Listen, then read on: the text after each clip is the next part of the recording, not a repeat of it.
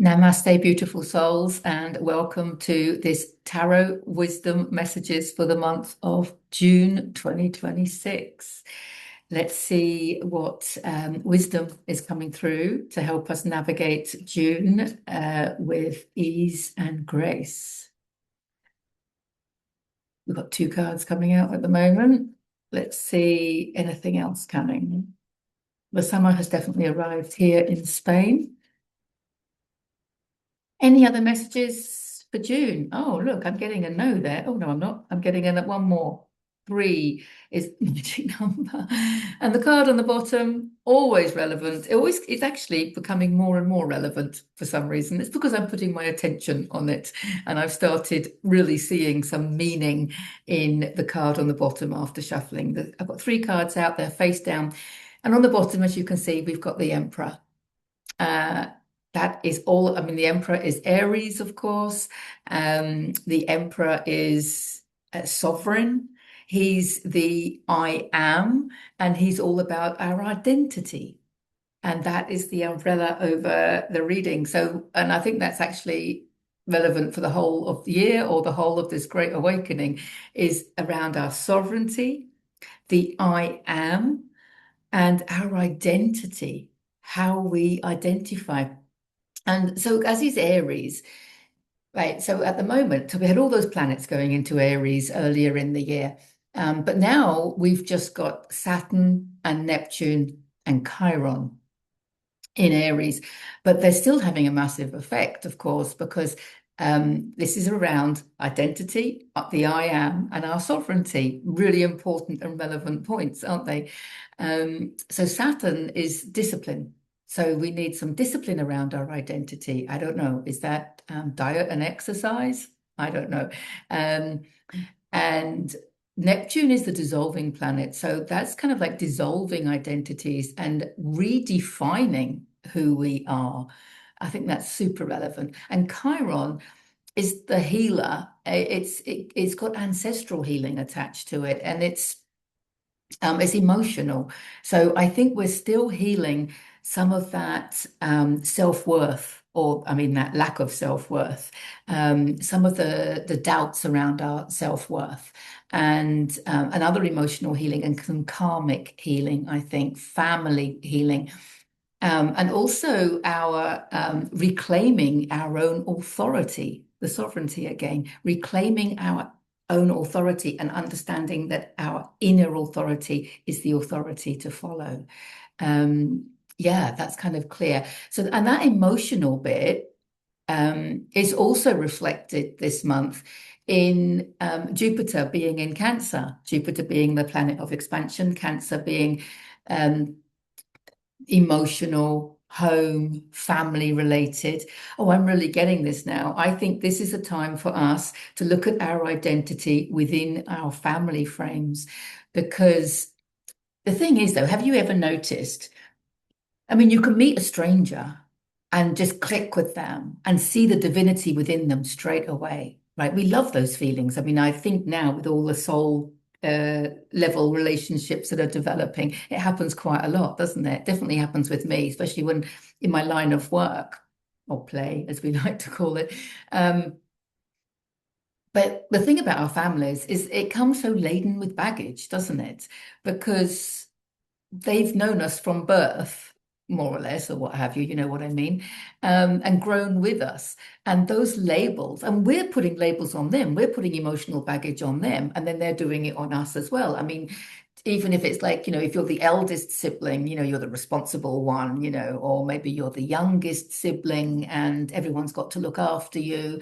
And maybe you're the middle sibling and you're the rebel. Guess who identifies with that one? So, you know, but these are all identities. And on some level, they could be affecting our self-worth. That's already been mentioned. And that they could be affecting us in all sorts of ways. And I think now is the time to really understand that anything that we put after the I am is a story. Anything, the I am, we can put anything we like after that, right? So I am a yoga teacher, I am an author, I am a tarot card reader, you know, I am the middle child. You know, you can put anything after that. And we're not wiping that away because we are in the matrix. We have still got our families, and those identities still exist on some level or in some way. The point here, I think, is not being attached to them, not being attached to those identities, redefining. That's what Neptune says, Neptune in Aries says, redefining our identity. So, instead of being the middle child and a rebel, you might be the middle child and the more conscious, awake one. I don't know. I'm just making things up. Um, but even we can take away all identities, and just have I am understanding I exist. Who is I? I think this is very important when we look at, the I am card of the Emperor. I am my own power. I am my own authority. But I am so much more than my human. I think that's really relevant, that I am so much more than my human. So Deborah might say I and refer to Deborah. You know, I, my soul, might say I and refer to my soul, who's had many lifetimes. But how far back can we go? If we are the all that is, and we are all from source, who is I? Dr. David Hawkins has a really good book called The Eye of the I. I'll put a link in the description to that because that really gets you thinking as well. Um, so yeah, let's have a look what the cards have to say so that we can navigate the tower. There we go. Something's coming down. It's beliefs. What do we believe about the people in our life? Can we release all of that? Can we release the emotional baggage that we are putting on the identities of our family members? Let's not worry always about how they're viewing us, because let's not forget they've come here as a soul family to reflect back to us, to be the biggest, most annoying mirrors, most loving, the most loving, yet most annoying mirrors. It's often the case, isn't it? I mean, this is why families, you can be really, really close, of course, because they're reflecting your love, but equally, they've chosen to incarnate into the same family as you, to be a mirror as well. So we need to release all judgments that we have about our family members, especially if we want them to release all judgments of us. Of course, mirror, mirror on the wall. So yes, so many things are collapsing. And of course, it's not, I mean, it starts within, but it's going to be reflected in the collective, isn't it? What we once thought, the identity of things, the identity of, I don't know, mainstream media. I remember the days when the BBC was respected. Not so much today, right? So yeah, it's crumbling. So many things are crumbling because they are not as we identified them as. They are not what we thought they were. And this is all together. It's all on so many levels. It's on our belief system. It's our belief system that's crumbling the most, isn't it? And that is being reflected outside of us. So many things crumbling. The political system, of course, the education system, the medical system, the financial system, need I go on? But also systems closer to home. What's going on in your family, like your family constellation, what's going on with that? Is there enough loving and forgiveness and understanding, and dissolving of identities, allowing people to dissolve identities? So interesting. But what I like about the Tower card is that we do have the light coming in. So this light coming in, it's a good sign. It's not crumbling for anything bad. It's light. It's because light is coming in, and when the light comes in, the darkness has to go, doesn't it? So this is what we're seeing. We're seeing the darkness going, and it doesn't have to be just darkness. Like we're releasing a lot of identities. I often use as an example, like I am the garden retreat. I'm the owner of the garden retreat. That was an identity that I emotionally released earlier in the year. Now, very happily so, of course. But that isn't a negative identity. It's an emotional attachment to an identity. That's what I want to say. We have emotional attachments to our identities. Can we go back to being just I am and allowing? We don't have to have an identity. We can just play with them, you know. So, yes, I am a sister, of course, but that doesn't have to have any meaning attached to it. It's up to us. We create the meaning, don't we? So, oh, this is interesting, I think. Lovers, three major arcanas we've got here, three major arcanas already. The Lovers card, of course, we're in Gemini. We're in Gemini at the moment until the 20 something when we will move into Cancer. But the Lovers card, spiritually guided, the rays of the sun show spiritual guidance. I have just done a video on the Lovers card because we are in Gemini season. So I'll put a link in the description to that, and I'll put the video in the end screen because that is obviously relevant. Because the Lovers card is, excuse me, represents Gemini. And I've been doing videos. If you're a regular viewer, you will have seen them, I'm sure, of the zodiac sign that we're now in and the corresponding card. So I did start with the Emperor and Aries when we moved into Aries, and then we moved into Taurus with the Hierophant. And now we're in Gemini, and I was talking about the Lovers card. So I don't want to repeat everything that I said in that. But the Lovers card, of course, is about self-love. It's about loving other people, seeing the love in each other, which is the same as seeing the light in each other, which is the same as seeing the divinity in each other, of course. But it's also about duality because you've got the masculine and the feminine. So it is about the duality of the physical realm and the polarity of things and trying to find that space in the middle, that neutrality in the middle, and to release judgments. But also this card is about our relationships. It's also about making healthy choices, but it's about our relationships. So yes, I'm really feeling that this is about a family time. You may not be spending physical time with your family, I don't know, but this is about seeing their role in your life and understanding that they are a mirror on some level in some way. And yes, it is for your benefit. So the next time you roll your eyes at a family member, or it could be your tribe as well, just think about it. What are they showing me? And why am I, as the creator of my own reality, being shown this? Okay, what is it about? These questions of inquiry, of self-reflection, really, really important. On this emotional level as we, Jupiter in Cancer, as I said.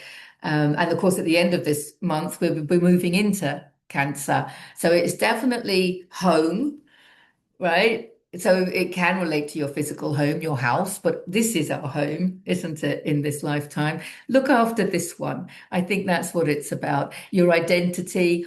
Remember what I said about, the identity being Aries, of course, and Saturn, discipline, have some discipline over this home. So yes, not just diet and exercise. I think, of course, I'm going to say solitude, silence, and stillness.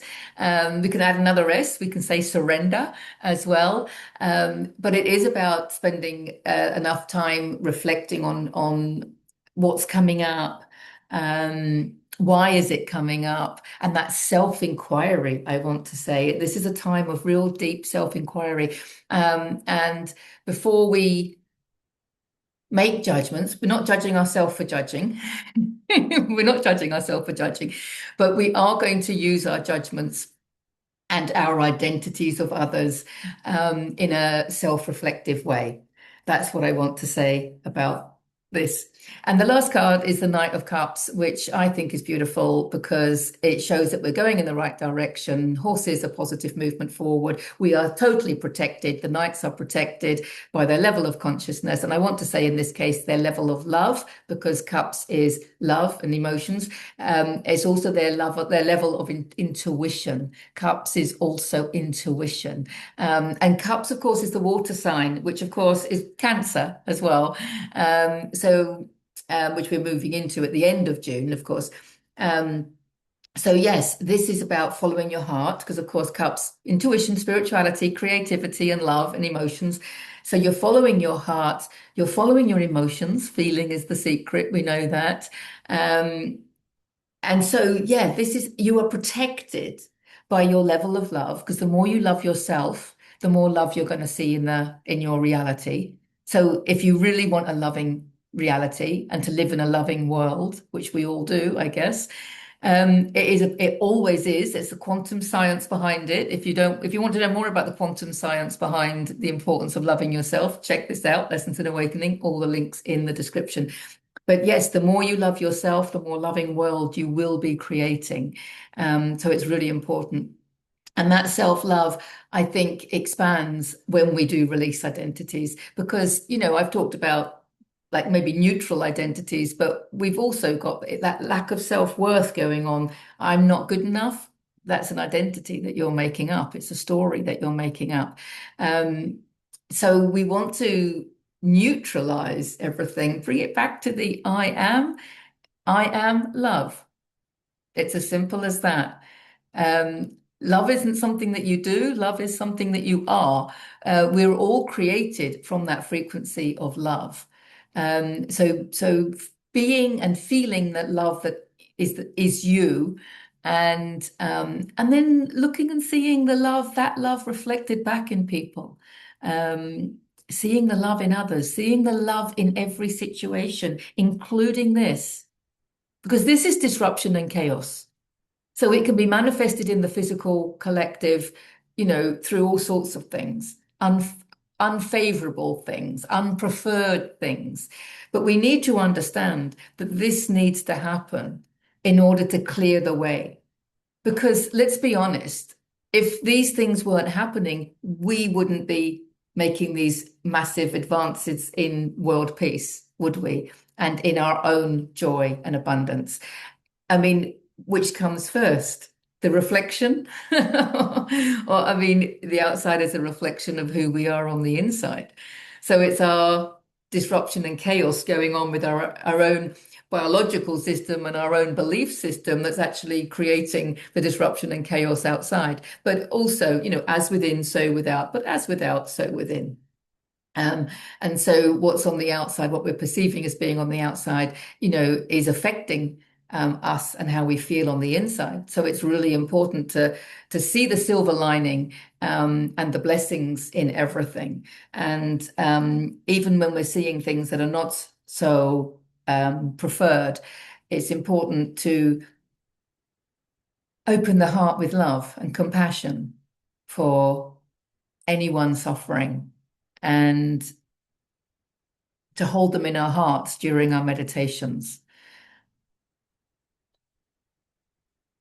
and to join together with other people to create a state of peace, and then bring through the mind, because it is all mind, right? The first Hermetic principle, the universe is mental, the universe is mind. So through our mind, once we've established that beautiful place of love and peace, then we can bring in people and situations that we want to share that peace with.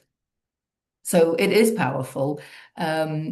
The outside is a reflection of the inside. These things do work. They're not woo-woo. If you got to this stage of the video, you must know that already. But if you're in any doubt, then check out this book, of course, because it's all those spiritual concepts, but it's backed by quantum science and expressed through my own personal experiences.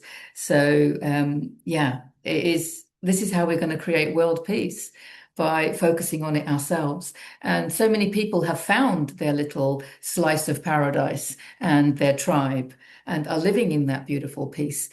The challenge now for June 2026 is, can we shift that? Can we can we maintain that level of love and peace for all of our family members and the collective?